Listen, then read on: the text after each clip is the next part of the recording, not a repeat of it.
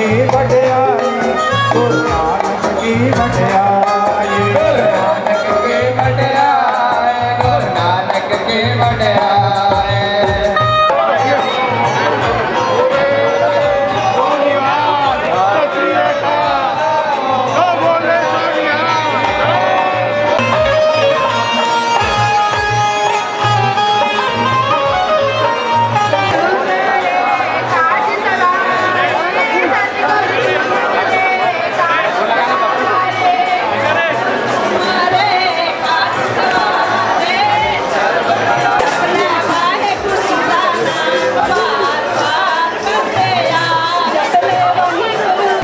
राजनांदगांव में सिख समाज के द्वारा गुरु नानक जयंती के अवसर पर आज पंच पैरों के साथ में जो शोभा यात्रा निकाली गई, उसमें भारतीय जनता पार्टी के द्वारा हम सब शोभा यात्रा का स्वागत करने के लिए यहाँ पर खड़े हुए हैं।